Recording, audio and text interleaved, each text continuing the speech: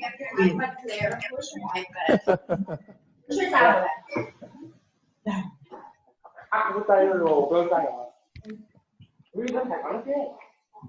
At least with your tablet there, you need to go inside now. Oh, he's here.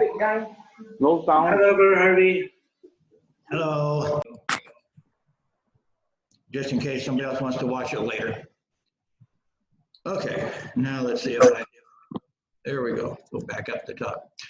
Okay, so as I mentioned in one of the text messages,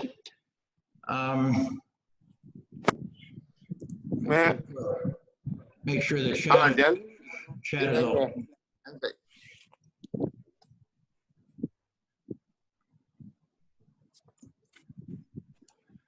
Okay, again, if you would hit your mute, I'm still hearing a little bit of background noise, and that will interfere with how everybody hears me if you're not muted. So if you see mute, hit your mute, and then you can let me know and raise a hand or whatever if you want to ask.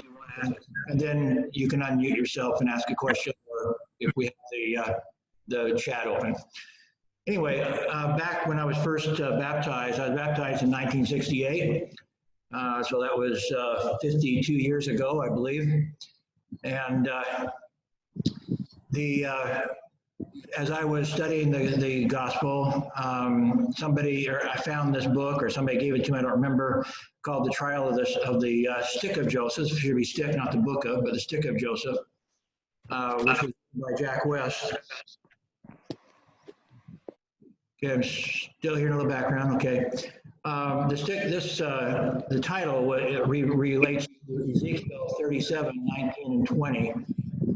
There's a prophecy, and it says, "Thus saith the Lord God, behold, I will take the stick of Joseph, which is in the hand of Ephraim, and the tribes of Israel, his fellows, and will put them with him, even with the stick of Judah, and make them one stick, and they shall be one in mine hand. And the sticks whereon thou writest shall be in thine hand before their eyes." So this is a prophecy about the last days. And of course, we understand when it's talking about a stick, it's talking about scrolls, like you see here in the picture in the background. That was the material was wrapped around scrolls, and then that's how they read it. And so the stick of Judah we know to be the Bible. It came through the tribe of Judah. And of course, in the Book of Mormon, Lehi and his family were from the tribe of Joseph. Joseph, I can't remember, one of the 12 tribes lost favor with the Lord and was eliminated from the 12. And so because Joseph was such a righteous man, his two sons became the tribe. So Joseph is actually the father of two tribes of Israel. And so one of them, Ephraim, is the lineage of Joseph Smith and many of us in America, whereas Manasseh, his other son, is the ancestor of Lamanites and Lehi and so forth. So this is very precise that it would be in the hands of someone from the tribe of Ephraim, which was Joseph Smith. But it is the stick of Joseph, written by the prophets of Manasseh rather than Ephraim, but it was revealed through Joseph Smith from the tribe of Ephraim. Anyway, this is me, by the way, on my mission in Guatemala. A lot of, most of the photos that you'll see in this presentation are from Jack West. He spent a lot of time traveling in Latin America and taking pictures of things that he thought related, that provided evidence for the Book of Mormon. I happen to live in that area, so I lived in a town with an ancient temple in the middle of it, for example. This picture was taken from Antigua. It is close to a lot of the ruins. I don't think there are any in Antigua itself, but I just happened to be a photo I had laying around. This is just a photo from, I think, the first place I was at. So you get kind of an idea of what El Salvador and Guatemala were like in 52 years ago, and I don't think they've changed a whole lot since then. A lot of steers are still used for transportation, and women carry their foodstuffs and everything on their head and so forth. It's part of their tradition. And a lot of the houses are, this is, well, from the countryside, this is one of the better houses in the countryside. I've seen a lot of them much simpler than this. And you see it's kind of a jungle area, much like Malaysia. And of course, when Joseph Smith was growing up, this was what he would have seen as being Native Americans. None of the Native Americans at the time of Joseph had any advanced transportation. They lived in simple houses, and they used, they didn't use wheels on any of their, as they pulled from their horses. They didn't have wagons or anything like that. Anyway, going back a little bit to Jack West, as I mentioned in What's Up, Jack was actually part of his family ran a construction company in the Los Angeles area, but his dad thought it'd be good for him to get a law degree. And so he went to law school, and in one of the last classes he took, he had to take a case to defend against the whole rest of the class. And the professor then would act as the judge in the case. So each person in the class had to take a case to either prosecute or defend. And he decided to take the case of fraud, defend Joseph Smith against the case of fraud, which of course, this was more than 100 years after Joseph Smith. But so again, it was him against the entire rest of the class. And in many cases, the people, the students in this class just got destroyed because it was like, 20 against 1, and they could do all sorts of research and everything. And so when he declared that he was going to defend Joseph Smith against the charge of fraud, everybody kind of laughed, and everybody went running to the library and found, 10,000 books or something written against the church. But when he got done, the judge was quite amazed, because he said, I wouldn't have bet a plug nickel on you to win this case, but not only did the prosecution not get a toehold against you, they didn't get a foothold, they didn't get a toehold against you. Where did you get such a perfect case? How did you develop this case? And he said, I didn't develop it, God did. And so he won his case very easily. One of the things I'm going to kind of just go ahead and, before I get to the archaeological sort of things, let me go. Anyway, again, it was kind of based on this idea of the stick of Joseph. And part of the defense was to go back to the Bible and show the scriptures that show that prophesied that the gospel, that the church would on earth, and that it would have to be restored. So he took part of his defense in the Bible. He also did part of it in taking the testimony of the 3 witnesses, and all the witnesses actually. And we'll come back to that in a little bit. But one of the things he found was that as the prosecution brought up their witnesses, they had, like I said, probably in the library some 10,000 books they could look at. But every time they presented something against Joseph, it turned out that all of the quotes and everything that they found in their books were not original quotes. They did not have original documentation. It's like a quote of somebody said that somebody said ended up in a book. And so when you look at these books, anti-Mormon books, very frequently you don't find an original source. You don't find any original documentation. You just find somebody said, and it ends up in a book, and they just reiterated another book, and then another book, and another book. And so most of the witnesses, so to speak, that the prosecution came up with were just thrown out by the judge, thrown out by his professor, because they were not firsthand accounts. They were hearsay, and hearsay is not admitted in an American court. when you're quoting somebody who quoted somebody who quoted somebody isn't good enough. Okay, so, but there's a lot of things in the Book of Mormon that at first he was kind of, he himself was kind of, he had to go looking for an answer to it. And so there's a number of so-called absurd claims in the Book of Mormon. For example, the ancient Americans built roads and cities out of cement. That's found in Helaman 3, 7, and 11. And I went ahead and copied it here so we can read it. It says, and there being but little timber upon the face of the land. This was in the northern part after many wars from a previous civilization. The timber had been destroyed, and so, but the Nephites went up into that area, and there were few trees there. They said there's a little timber upon the face of the land. Therefore, nevertheless, the people who went forth became exceedingly expert in the working of cement. Therefore, they did build houses of cement, in the which they did dwell. And thus they did enable the people in the land northward, that they might build many cities, both of wood and of cement.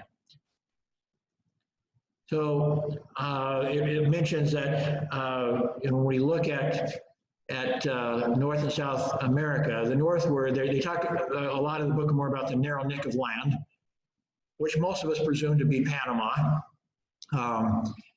And that's, of course, the division between North America and South America is a very narrow area of Panama where the Panama Canal comes through.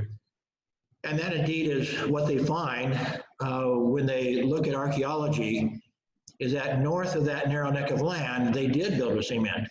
How Joseph would have known that, and how he would know that south of the narrow neck of land, they did not build with cement. And so we will see some pictures here. This is south of the narrow neck of land. This is in South America. This is a road that, by the way, is quite interesting in the sense that they did have very good roads. They can track a road from the Mexico area, from Mexico all the way to the very southern tip of South America. I'll have another slide that I think it's 6,000 miles. You'll notice this is a road in South America, therefore it was not built with cement. It was built with rocks that were cut very precisely, and so this is, a road that was probably built, might have been built 3,000 years ago or something. It's still there. They elevated it so it wouldn't be flooded. It's exactly everywhere, whether it's built with rock or with cement, is exactly the same width. And you notice even though it's made out of rock, it has a center line, which leads you to pause why the ancient Americans needed a center line in their road. But they had one. Beijing. French meal. Okay, again, if we can mute, whoever didn't mute, that's it'll block me out. 因為卡到是 con 人哋我 finalize 咗奶奶，冇 con 就當時就冇清緊 con 咗。 Okay, try to mute your noise, your sound. This is from the northern part. This is a part of the road that has been buried. But you see underneath the soil is a layer of cement, probably about 4 inches of cement on top of rock, and then like in the Roman roads, it starts with a little bit of some smaller rocks and some bigger rocks and some bigger rocks. And many times through much of this road, the 6,000-mile road, it goes all the way down to bedrock.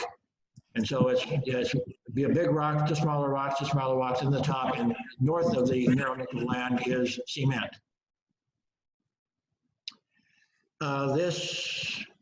I think this is in then South America, where you see it's all built with rock. You don't see any cement between the rocks. That's Jack West on the side of this pyramid, by the way. This is my companion in Chachuapa. This one is made out of cement, as you see. And this is in El Salvador, a little city called Chachuapa. It's the city where I mentioned recently is where my companion and I in 2 months baptized 38 people. Well, that was one of my companions that worked in Chachuapa with me. So this temple was actually right in the edge of Chachuapa, but all you can see is made out of cement. Some more cement in north of the narrow neck of land. This is, I think, is in Mexico. Jack West again. So again, you see the map, and so you see the narrow neck. So all this area, you see a lot of ancient cities throughout Central America, and a roadway leading all the way down through the isthmus, and then all the way to the south of South America. But north is built with cement, south is built with rock. So what is in the Book of Mormon is exactly right. North of the narrow neck of land, they built with cement. Here's some more cement buildings in Mexico. Some more, you see rocks in between with put together with cement in that area. This is the foundation for a astronomical observatory. You see the top, and this one has been knocked down. See again, the steps to one of their temples. You see the rocks, but put together with cement. The cement has lasted so long and so good. I mentioned Jack West was a builder, was a contractor, and so he was asking people, how do they make the cement? And one person said, oh, they put eggs in it, but he wasn't, he's not sure that anybody really knows how they make their cement, because it's very good cement. And again, in Mexico, I'll come back to this slide, because up here towards the top, you also see the symbols for Quetzalcoatl, which was the name of the bearded white god that they believed had been there, had done miracles, and promised to come back. But we'll come back to that story.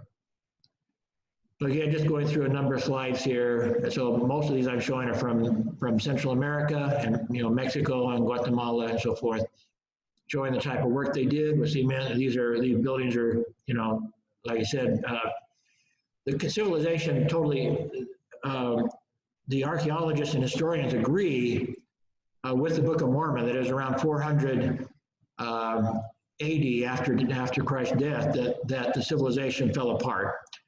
There were still tribes. I mean, the Incas and Mayans still lived in some of these cities, but most of what we see here is a couple thousand years old.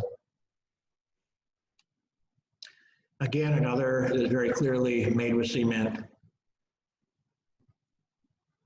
And another.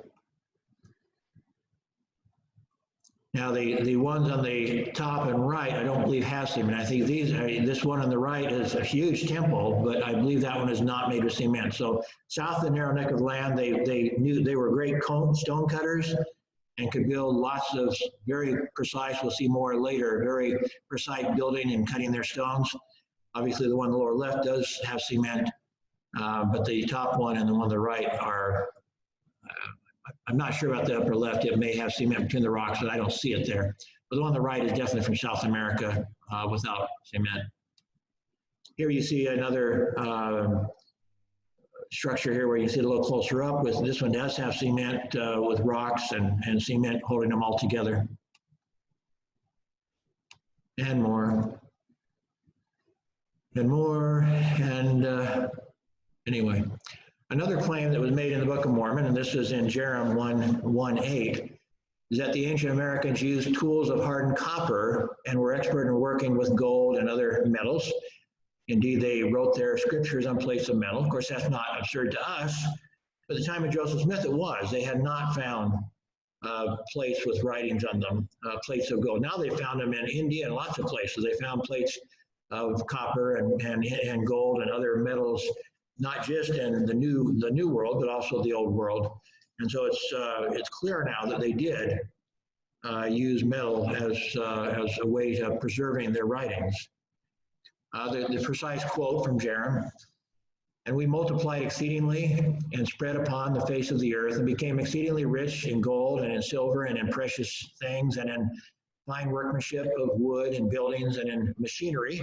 We'll come back to that.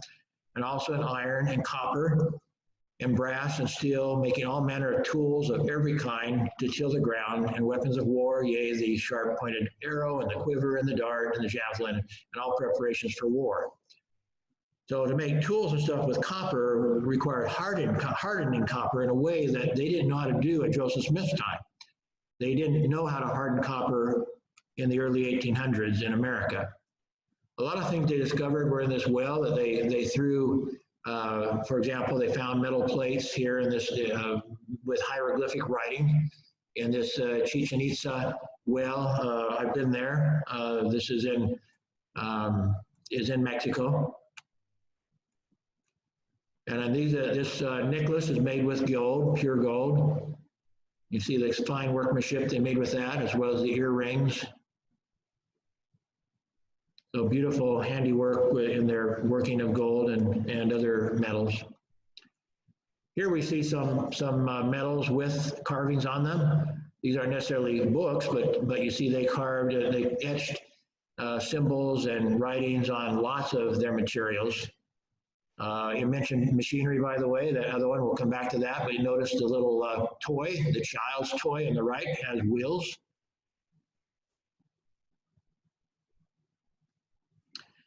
And this is interesting. These are made out of hardened copper.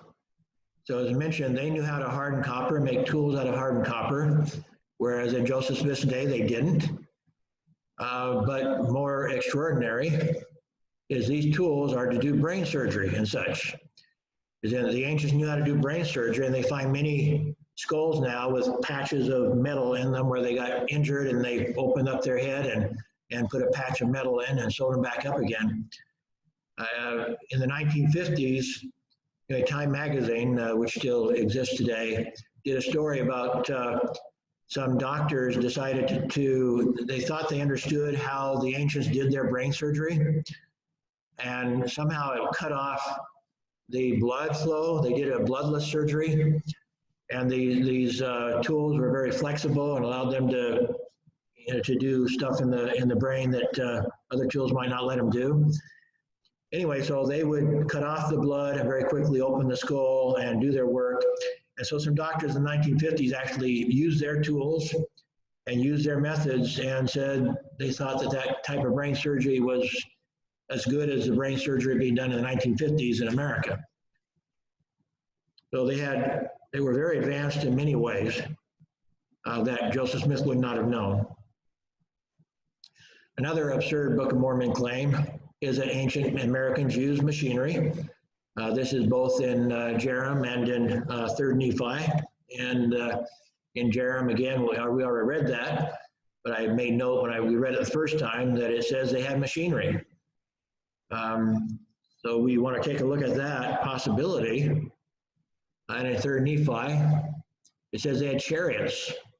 And it came to pass in the 17th year, in the latter end of the year, the proclamation of Lyconius had gone forth throughout all the face of the land, and they had taken their horses and their chariots and their cattle and all their flocks and their herds and their grain and all their substance, and did march forth by thousands and tens of thousands.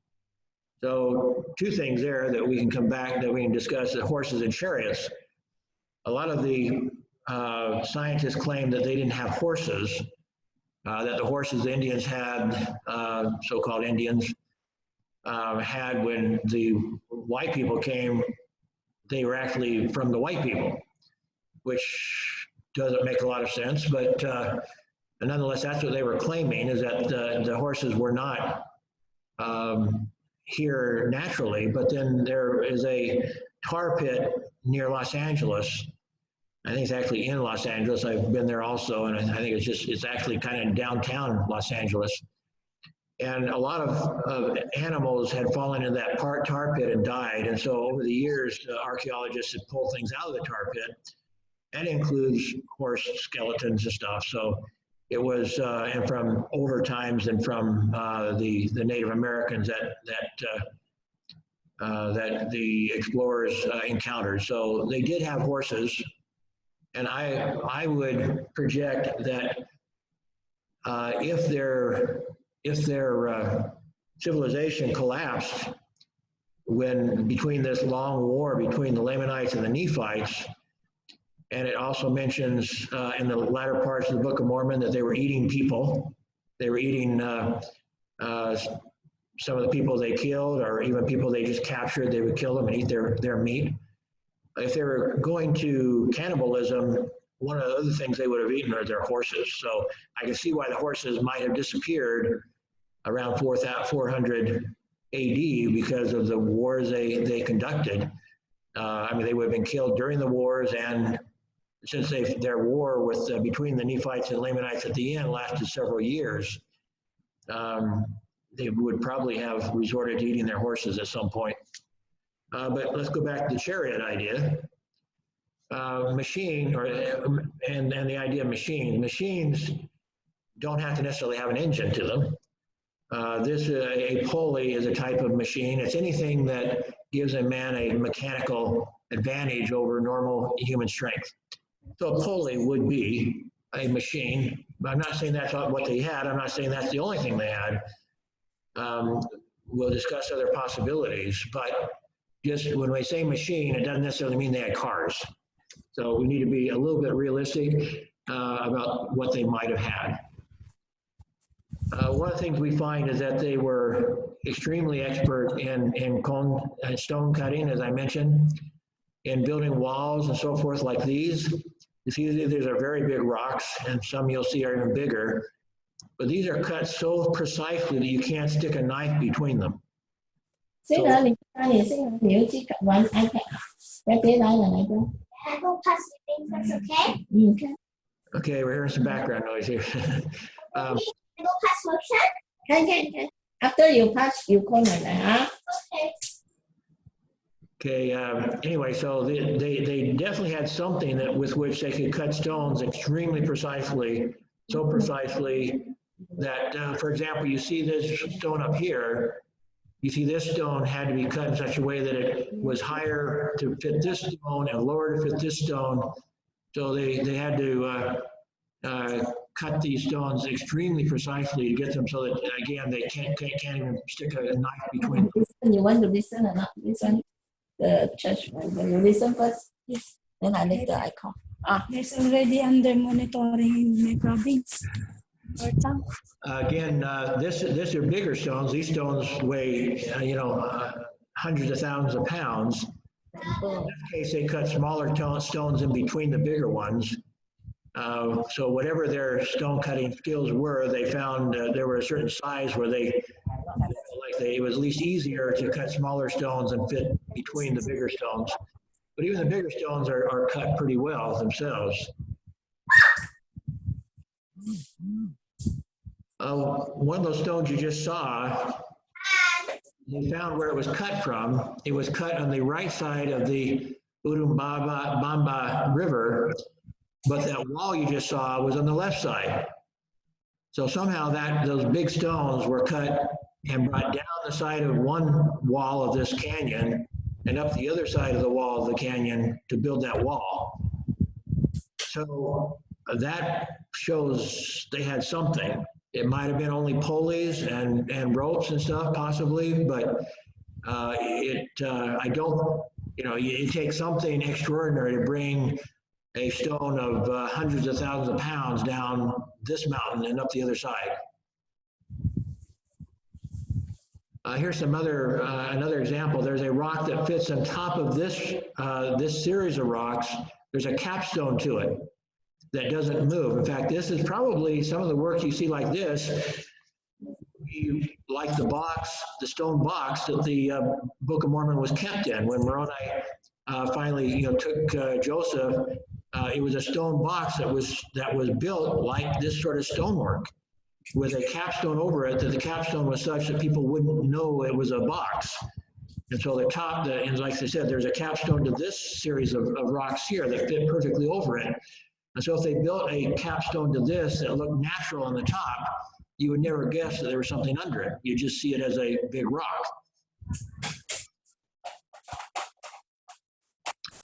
These are also, you would think these would be made out of cement. These are not made out of cement. These pillars are, as I recall, they're exactly at the bottom, exactly 3 feet in diameter, and at the top they're 2.5 feet.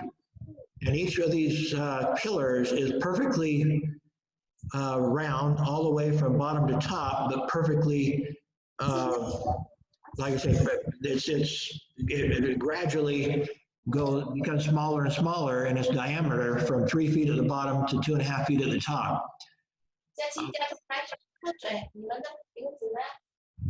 we would be very challenged to do this now without some sort of giant lathe. And so we talked about lathe. The lathe is what we're talking about here. And so lots of people use a lathe to do woodwork and so forth. But to try to do that, those stone columns, it seemed like they'd have to have something like a lathe, but much bigger than this, obviously. How do you lathe a 100-ton rock? They did something. In fact, this is, I've been here, this is the Temple of 1,000 Pillars. There's not really 1,000 pillars, but they call it that anyway. But you can see how many pillars there are. There's probably 100 pillars anyway. And each of these pillars, like the ones I just showed you, are perfectly built to be 3 feet at the bottom and 2.5 feet at the top. How they built these pillars without some kind of machinery, again, I don't know. Since they knew how to use cement, I don't know why they just didn't use cement, but they chose to build these out of rock. We already talked about the road. This again is in South America, so it's built with rocks. It has a center line. Why did they need a road? If their transportation was like that of the Indians of North America when Americans got there, they didn't need roads. They didn't have roads, and they didn't need roads because they didn't have anything that required a road. Again, look at the cement top road in Central America. And you see they've tracked this road, again, for 6,000 miles from Mexico down to the southern part of South America. So you can see, it's 6,000 kilometers, would make about 4,000 miles. It's elevated to keep dry. It's exactly 33.3 feet wide. It runs from sea level to elevations of 16,000 feet. It includes bridges over rivers and canyons. And as I said, and I showed you, it has a center line. Again, why would they build it if they didn't have machinery? If they had transportation like the American Indians, they never used it. So it had something that required roads. So again, reminding this is how the American Indians in North America were living when Joseph Smith lived. Again, I pointed this out when we looked at it earlier. The ancients had toys with wheels on them. You don't make toys with wheels unless you know what a wheel does. And so if they had toys with wheels, you'd think the parents would have wheels, would understand the importance of a wheel as well. And indeed, these wheels are 10 feet high, and they're about 3 feet wide. And they conjecture, and of course they have square axles. And so they figured these wheels could probably carry a 100-ton piece of rock or statue or whatever, such as this one. This statue weighs somewhere around 100 ton or something, 100, 200 ton. And this one they took from, they found where it was cut out of the ground, and it was where it was finally put up. It was, I think it was like 50 miles. So somehow they cut the rock at one place and transported it 50 miles someplace else. So again, the need for roads, the need of those big wheels, they did have some kind of machinery to do this stuff. What they had, we don't know. Absurd Book of Mormon claim number 4, absurd again to the people of his day. The Nephites enjoyed one of the greatest civilizations of its era, culturally, technologically, scientifically, ultimately destroyed by a great war around 400 AD. Again, they have observatories. I've been here at this spot in Mexico. So again, this is an astronomical observatory. You've probably heard they also had a calendar that people say is actually more correct than the calendar we use in these days, the way they set it up. They found a couple of calendars reflecting the months that they had, the way they set up their calendar year. They also had other extraordinary technology. This is Lima, Peru, which at the time Jack West took this photo, had about 1 million people in it. One of my grandsons already completed a mission to Peru, and another one's there right now. I'm probably being sent home right now because of the virus. But anyway, this is Lima, and all of its water was provided by ancient canals running down the sides of these mountains around it. And the engineering was so perfect that those canals have lasted for centuries without breaking. So I come from an area where they built canals for irrigation, and probably, you know, they were well engineered, and they didn't come down mountains. They were in fairly flat land. Nevertheless, because of they're made out of dirt and so forth, every so often a canal in the irrigation area that we lived in would break, and there'd be a big flood. And they'd have to stop the water and rebuild the canal. Well, these canals have existed, like I say, centuries, come down the side of a mountain, and have never broken. So they had excellent engineering and ability to construct things, in some cases better than we do still. Again, we talked about their ability to do brain surgery, very advanced. Scientists have long agreed that the advanced ancient American civilization collapsed around 400 AD. They just don't agree on why. So, you know, they're all conjecturing why it would collapse. It was such a tremendous civilization at that time. And of course, we have the story in the Book of Mormon. They conjecture something like a virus, like we're suffering now. So that's one of their theories, is that the civilization was destroyed by disease, but they don't really know. And so they're just guessing, and we have ancient writings. This is the abandoned city of Chanchan, Peru, also again where my grandsons have served. This city is 38 miles by 20 miles. This is in a dry part of Peru, and it brings all of its water from the mountains in ancient stone pipelines. They track these pipelines all the way back into the mountains, and the pipelines go right into the side of a mountain. So they haven't been authorized to tear them apart to figure out how far they go into the side of the mountain, but the water comes from a pipe that goes into the mountain, brings the water down to Chanchan, which is not, if it's inhabited at all, it's not much, but it's not because of the water. It's probably, this is part of Chanchan. So this reflects also the great wars they had, because these walls in Chanchan were 40 feet high, and they were 15 feet at the bottom and 5 feet at the top. So they were built to withstand an army, an invading army. So this is, again, a reflection of the wars they had. This is Machu Picchu. This is at the top of a mountain, again reflecting the wars, because why would you build in fact, they have more buildings up in the top of the other mountain in the background. So they built these way up in the mountains, and most of the skeletal remains they found are of women. And so they apparently brought their children and women up to the heights, the highest parts of the mountain, and then as they fought their wars.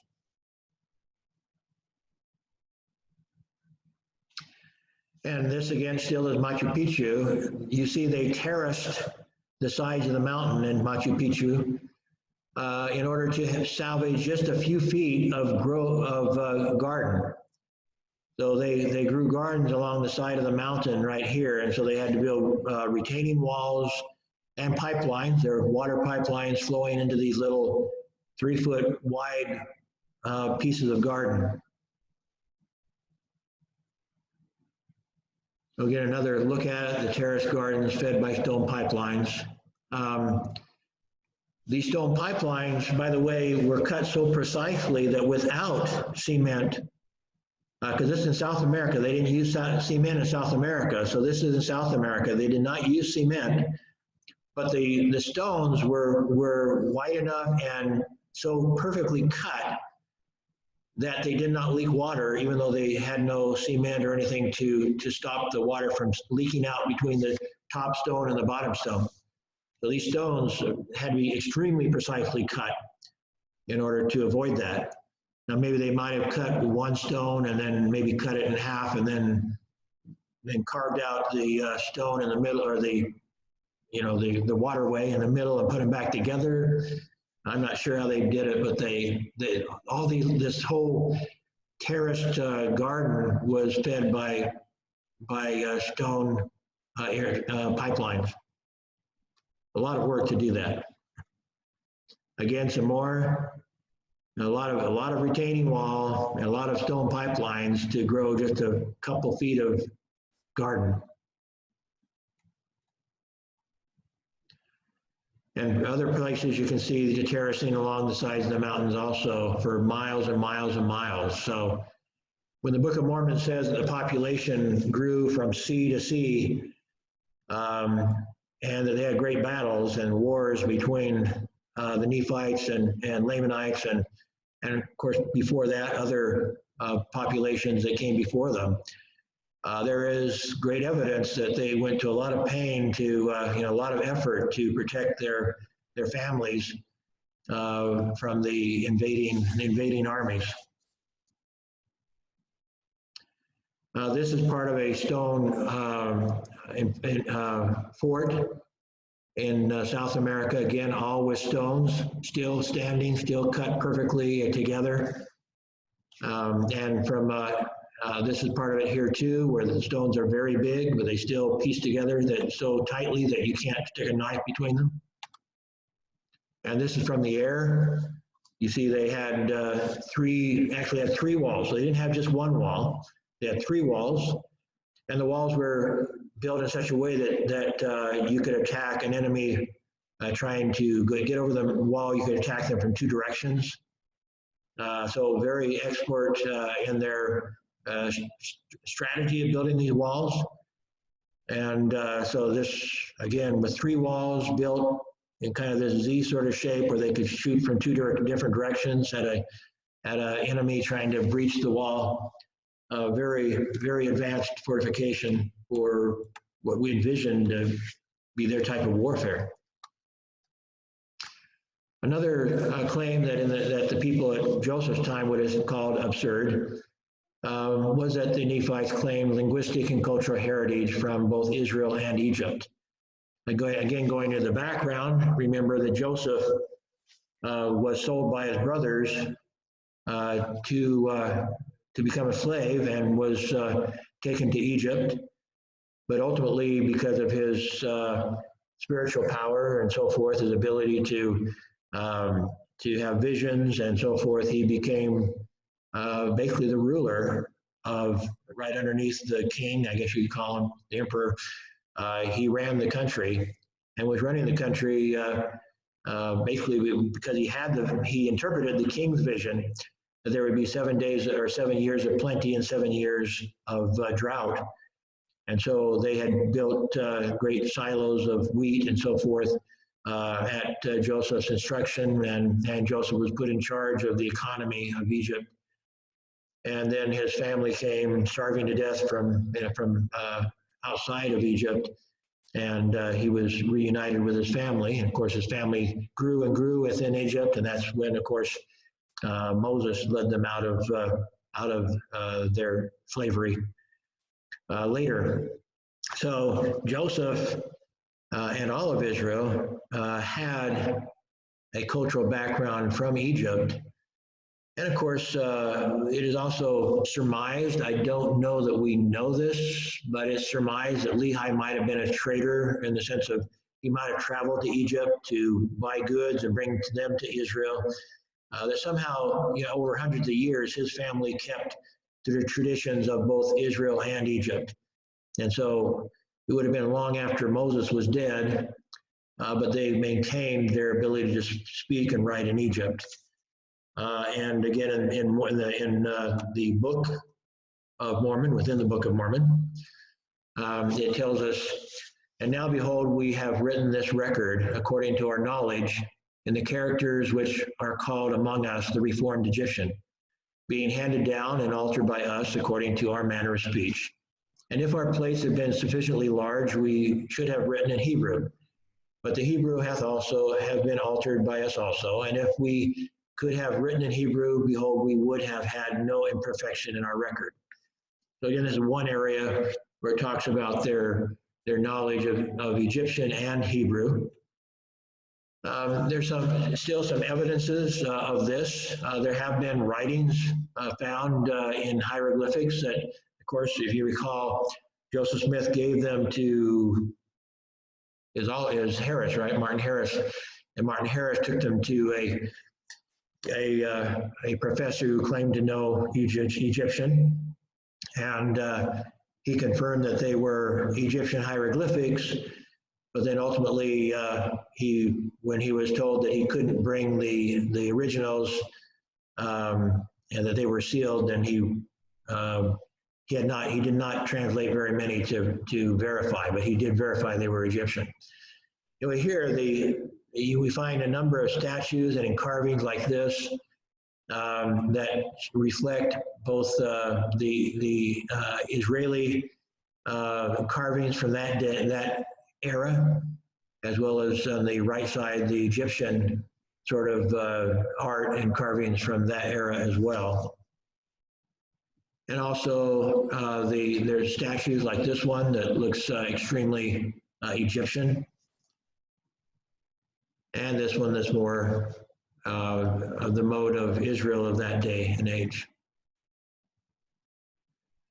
There's also, of course, temples. We've talked a lot about the temples of Latin America.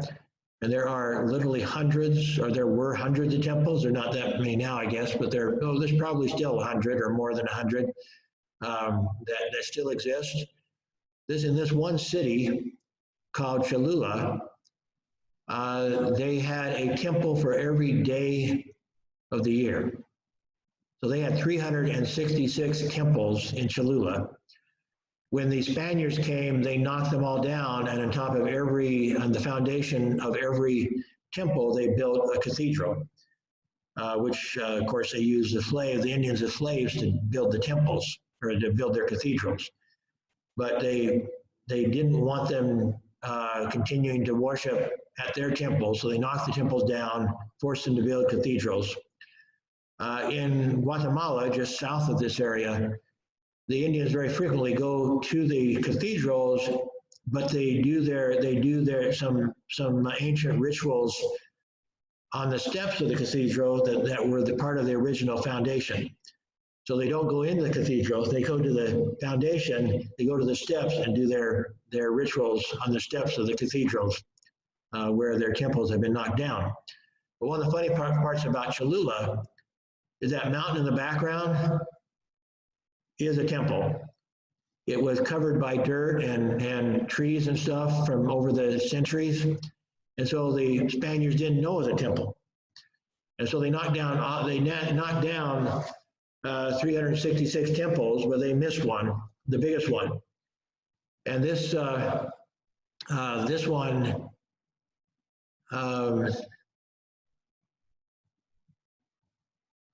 trying to see here what I wrote. So this one, Cholula, is exactly, the foundation of it is exactly double the size of Egypt's largest pyramid. Exactly, not almost, but exactly.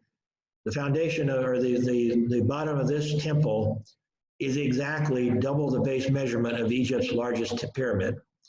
There's another temple in Copan, which is exactly the same base measurement as the largest pyramid of the Nile. So they seem to have some knowledge of what was going on in Egypt, to the point that they even understood the sizes of the pyramids that maybe they helped build, or their grandparents did, or great-grandparents helped build in Egypt. They knew the sizes of them, and when they constructed temples here, like I said, this one in Cholula that the Spaniards missed is exactly double the base measurement. The one in Copan is exactly the base measurement. This is inside the Cholula temple. There's 5 miles of tunnels inside the Cholula temple.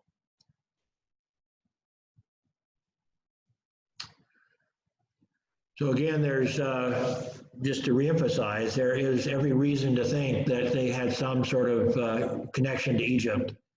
When you look at the temples, the measurement of the temples, the pyramids, and other etchings and the hieroglyphics that were used that we have seen, and of course that have the witnesses have testified of the original hieroglyphics on the of the Book of Mormon. Of course, there is also the absurd, from their perspective at the time of the Book of Mormon, the absurd Book of Mormon claim that Christ came to America after his resurrection and established his church here. And of course, we know that from 3 Nephi 11 and the rest of 3 Nephi.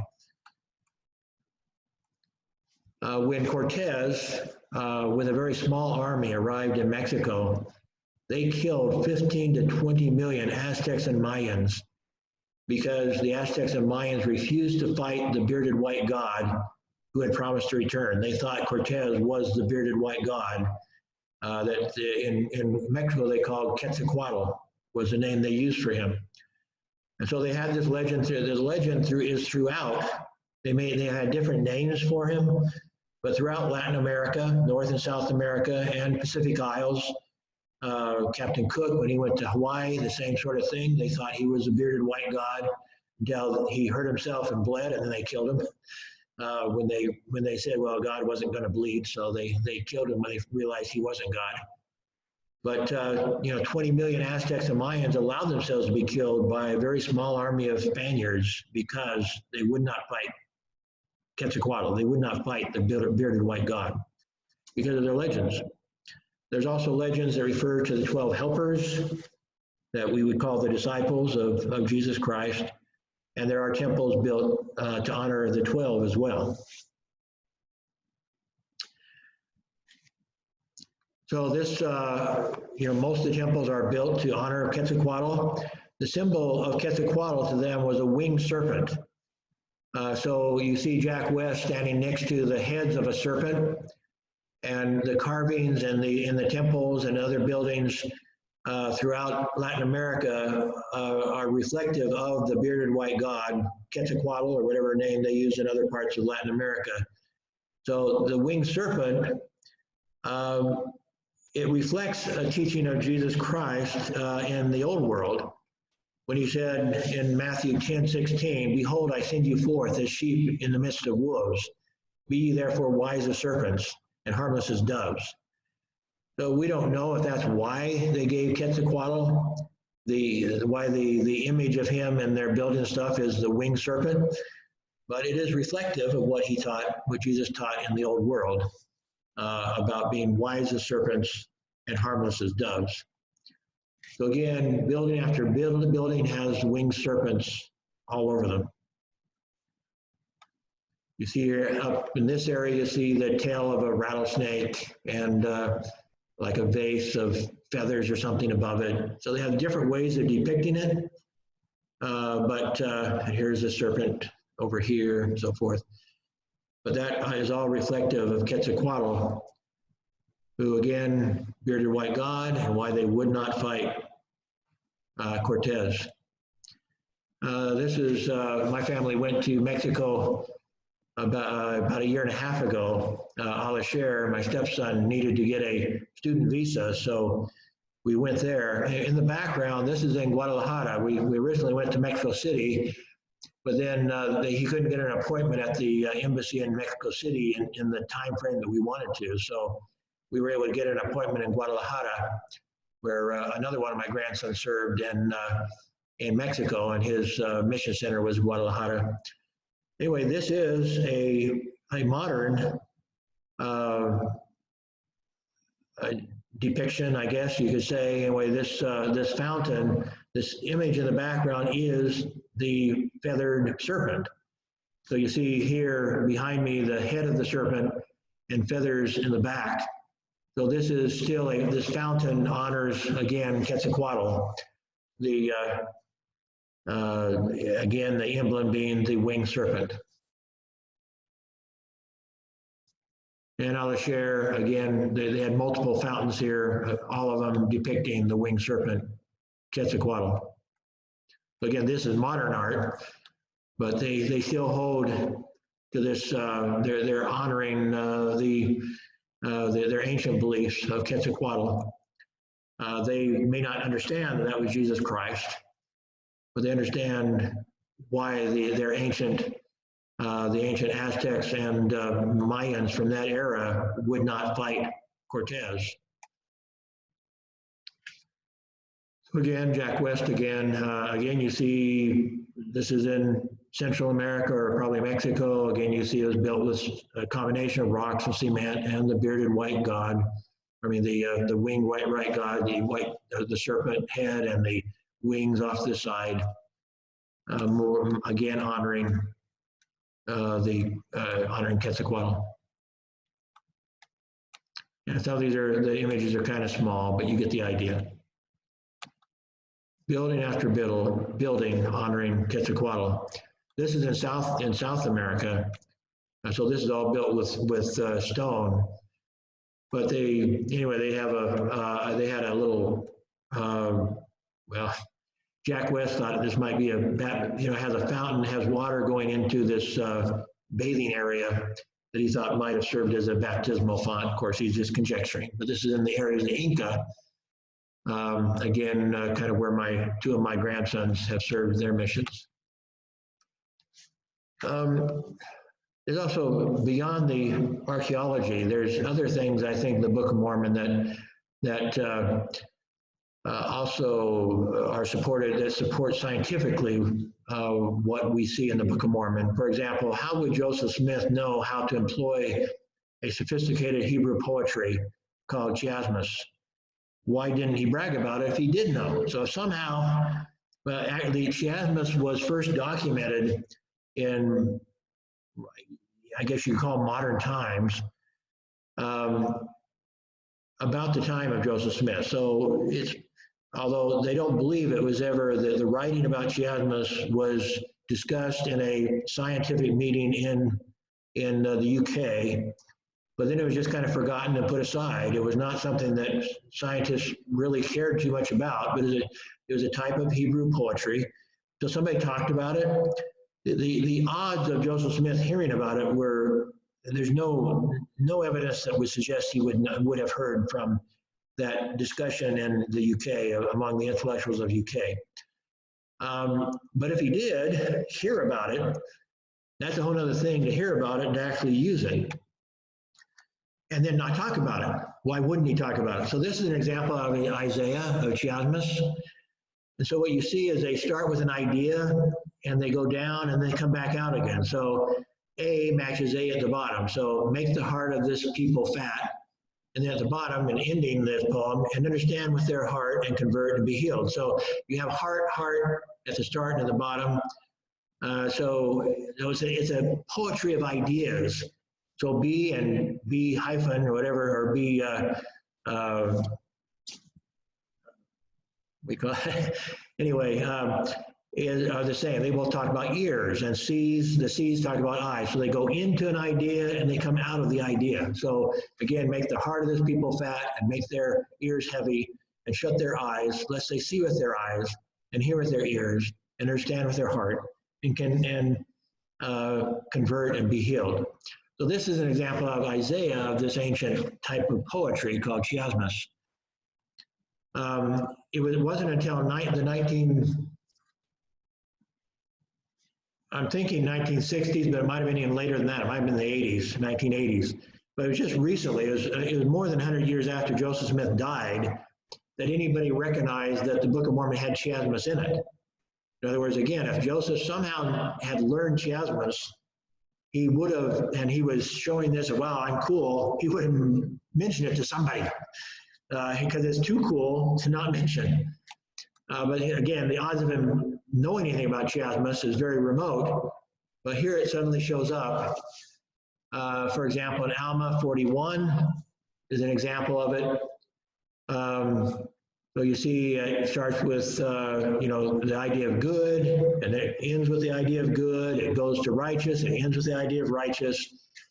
So again, it is perfect chiasmus. It starts out with kind of an introduction. Well, my son, this is not the case, but the meaning of the word restoration is to bring back, again, evil for evil, or carnal for carnal, or devilish for devilish. Then begins the poem, the chiasmus. Good for that which is good, righteous for that which is righteous, just for that which is just, merciful for that which is merciful. Therefore, my son, and now it's going back out again. Therefore, my son, see that you are merciful unto your brethren, deal justly, judge righteously, and do good continually. And if you do all these things, then you shall receive your reward. Yea, you shall, then it starts over again. Then you shall have mercy restored unto you again. You shall have justice restored unto you again. You shall have a righteous judgment restored unto you again. And you shall have good restored unto you again. So this is advanced chiasmus beyond the one we saw in Isaiah. And in fact, the entire book of Mosiah, they've analyzed the entire book of Mosiah, and the whole book is written in chiasmus. Idea to idea, from the start with King Benjamin, ending with, so it begins with Mosiah, or with Benjamin exhorting his sons, and it ends with Mosiah exhorting his people. And you go through the entire book. I mean, this is very weird, frankly, why they would write this in chiasmus. It's kind of overkill, frankly. But that's one of the latter findings of our LDS experts, is that the entire book of Mosiah was written in chiasmus. Very strange. You know, why whoever wrote, I mean, it would have been, I presume that Mormon would, I mean, he wouldn't have put it in chiasmus. Somebody else would have put it in chiasmus before him, but I don't know. But the whole book is chiasmus. In Alma 36 is chiasmus of Alma. Starts off with, you know, my son, give ear to my words, keep the commandments of God, and ye shall prosper in the land. And it goes on, and then it exit out of the of 36, keep the commandments, and ye shall prosper in the land. This is according to his word. So it goes in and out of about 26 layers or so of chiasmus poetry in chapter 36 of Alma. There's also, I think I may have mentioned this in church, I think there's an unasked question that Joseph Smith answered without even thinking about it. In fact, I would say that's why it did not come from Joseph, or he would have said something about it. And that's the beyond chiasmus, again, he would have said something. But now there's another question I have, which is, how did Jesus die? The instant answer in the Bible is, well, he died on the cross. But that's not how he died, that's where he died. He died on the cross. But the cross is made not to kill people. Definitely not in the time period in which Jesus died. The cross is made to be painful for a long period of time. And so despite the fact that the answer to that question is on the cross, that's not the answer. That's not how, like I said, that's where. Even Jesus, according, I think there, who was it? In one of the speeches, they talk about President or Elder Holland talks about Jesus on the cross and how he started he accepted the sins of the world in the garden, but that he ended it on the cross when the Spirit withdrew from him again. He reflects this idea. He didn't exactly say it, but again, it seems to me obvious, and to many others, that the answer to the question is not, he died on the cross. Although that's what he himself throughout his life would say, take up your cross and follow me. He said that repeatedly, take up your cross and follow me. Joseph Smith, one of the reasons why he taught that our God had a father was that the idea that Jesus told the Jews that he did only those things that he saw his Father do. He did only those things that he saw his Father do. And so Joseph concluded that Jesus had a vision of what his Father did, and concluded that our Father also was a Christ someplace. That in the same way that Jesus died for our sins, that our Father also was a Christ somewhere, sometime, and Jesus saw that in vision. Well, if you're just seeing a vision, then the idea of you being nailed to a cross would be probably the thing that you would most think about from that vision. And so he consistently said, take up your cross and follow me. But in the Book of Mormon before Jesus came to earth, and in Doctrine and Covenants after his sacrifice, it no longer talks very much about take up your cross.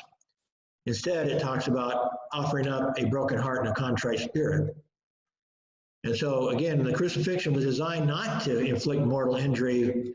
It did not automatically kill you, but the death from crucifixion was usually caused by shock, by dehydration after being up there for a couple of days.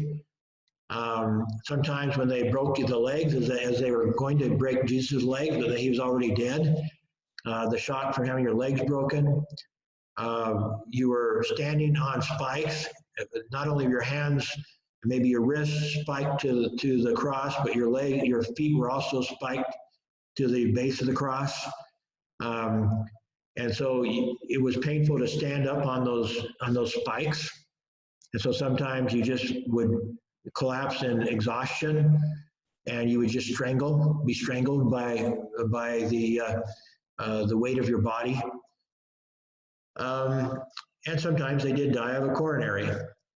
Catholic doctors in the 1800s got together and talked about this, and they concluded that Christ did die of a massive coronary. The evidence of the idea of when they stuck the spear in his side, the watery substance came out, they said was reflective of the watery substance around your heart, that if your heart, if you with the right kind of coronary, the liquid around your heart would come out into the rest of your body. And so when you were stuck with a spear, it would come out. So the Catholic doctors came to that conclusion. A Mormon doctor from Nevada was even more specific. He talked about all the different ways of having a coronary, and said that the evidence was such that it was the most broken-hearted that a coronary could break a heart. Was the evidence that was the sort of coronary that Jesus suffered. So I don't believe the church has ever taken an official position on it, and I know of no writings of Joseph that talked about Jesus dying of a broken heart and a contrite spirit. But the writings themselves suggest that.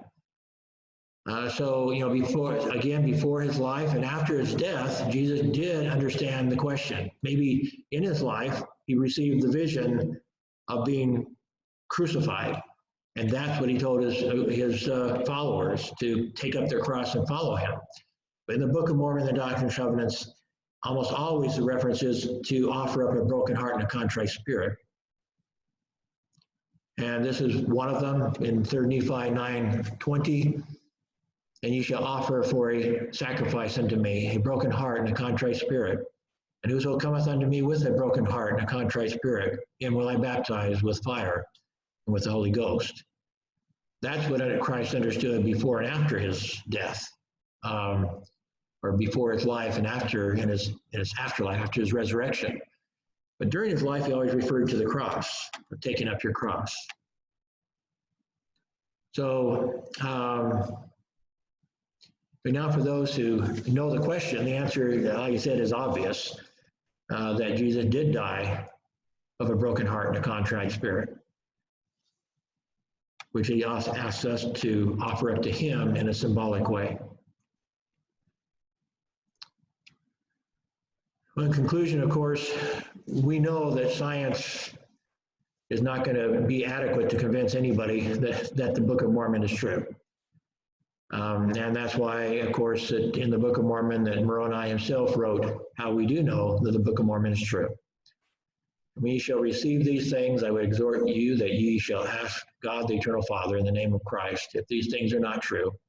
If ye shall ask with a sincere heart, with real intent, having faith in Christ, he will manifest the truth of it unto you by the power of the Holy Ghost. And it goes on, and by the power of the Holy Ghost, you may know the truth of all things. That when I got my testimony, I imagine the elders probably, I'm sure they read that to me.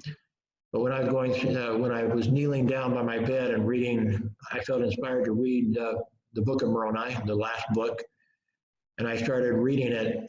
I had never got to this before I had this experience, and also the experience described by Joseph in the Doctrine and Covenants of the light, of the burning bosom, and the light in your mind was what I felt, having never heard that. I never read that in the Doctrine and Covenants, and having not reached this part of Moroni, I had my experience in chapter 6 of Moroni.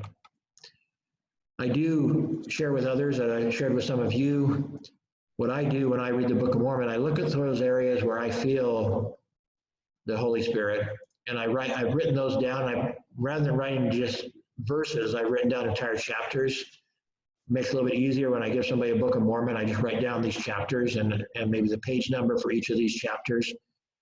And these are chapters that, to me, I feel the Spirit every time I read them. So whenever I feel like I need a spiritual boost, I start reading these chapters. These are particular, Nephi 2 and or 2nd Nephi 2 and 2nd Nephi 9 very strongly talk about Christ's sacrifice for us, as we see later in Alma 34 and Alma 41 and 42.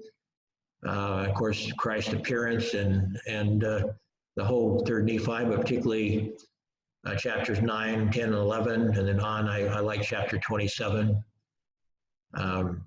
Anyway, so when I give somebody a Book of Mormon, I write down these, and I maybe write the page numbers to them too, so they can find them quickly and read them, and hopefully have the same experience that I had as I have read the Book of Mormon. And so ultimately, it's up to us individually to read the Book of Mormon, as the prophet is having us do this year, and to pray about it. And I bear my testimony that these things are true. The book is true. As I prayed that day when I was 18 years of age, that was what came to me, and it's exactly, in fact, again, Elder Holland gave a talk about the Book of Mormon, and he reads from his great-grandfather's journal about when he first read the Book of Mormon, and what his grandfather said, I could have written. What he wrote, I could have written. It sounded like it was taken from the same book. And in essence, it was. That we both had received a spiritual testimony that a false prophet could not have written these things. That a false prophet would not have understood these things. A false prophet would not have had no incentive to write such a strong testimony of Jesus Christ. And so that was what I received as I knelt by my bed, 52 years ago. And that's exactly what Elder Holland's grandfather wrote in his journal, after he read at least parts of the Book of Mormon and knelt by his bed and asked Heavenly Father if these things were true. Anyway, thank you for joining me. I don't know if there's any questions or discussions. I know this has been long. I had all these slides put aside, and I wanted to go through the whole PowerPoint and share them with you. So, again, I'm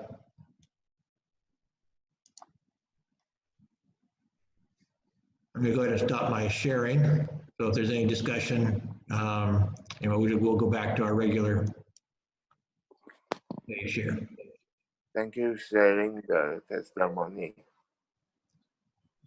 Thank you. You're welcome. Any other comments or thoughts anybody want to share? I know it's been kind of long. Let me open up the chat here. I see the chat is. There have Brother been. Harvey, Uh-huh. one quick question. It's quite interesting about the Egyptian writings and so forth. Do you know how long the Israelite left Egypt to the time of Lehi? I'm just curious that they're still keeping all the Egyptian traditions and so forth. It would have been a long How many time. years are we talking about? Yeah, I don't know off the top of my mind. I was just thinking maybe I could find it, but I know it's here, but I don't remember. But you would have gone through all of those kings. You would have had, King David, King Solomon, all those the different kings that we went through. Isaiah, all of Isaiah's writing was after they went back, after they were freed. So we're talking about a long period of time after they were freed, but I don't have the exact time now. Okay, I'm just curious because when I think about it, then I was thinking about Malaysia. We were independent from the British for 60 over years, and we still keep a lot of British things. So, yeah. Yeah, well, we've been quite a while because, like I said, there were a lot of kings in there, and a lot of history in there after the time they were released. And of course, they were 40 years in the, as they were waiting to enter the promised land. And then, David, Saul was one of the early kings, but it was still quite a while. And I guess you could also go back. Well, let me think. Oh, that wouldn't be good. Well, anyway, we're talking about many different kings reigning between the time of Moses and later on. And of course, they went through a period of judges as well. So, don't know. Just seeing if anybody wrote a question here while we're going. With seeing you inside, the chat didn't open up here. Where is the place with the great white God again? So, actually, throughout Latin America, the great white God was worshipped, and also Hawaii. So, a lot of the islands had legends of this bearded white God, but lots and lots of pyramids in Mexico. Most of those, I think, that you saw with the Quetzalcoatl. Quetzalcoatl is specifically the name of the bearded white God in Mexico. In other places, he would have had a different name. They referred to him differently. But that's, of course, and so that's why those legends were very, very strong. Of course, the Nephites, the way we kind of envision is that the Nephites lived north of the narrow neck of land, and the Lamanites more in the southern part. Not totally. And there were different times where I think the landing was in South America, and then the Nephites had gradually moved northwards as they were pressured by the Lamanites, and ultimately got. And when they were talking about the cement, they referred to that land as desolation. So that was, I think, where the earlier inhabitants had killed each other, and that's why the trees were all gone. So they had great battles in the northern part, in the desolation area. So I think the Nephites were in the northern part of South America, and then when they moved into desolation, it says that's when they had to use cement because they didn't have enough trees. Not enough trees were left in that area where they had the previous battles, where the previous inhabitants of America were killed. So there's most of the bearded white god Quetzalcoatl symbols are in the north, is in Central America and Mexico. But the legends were throughout Latin America, and in the islands. Anything else? Any other questions or comments? Looking through, see if there's any other questions that I didn't see.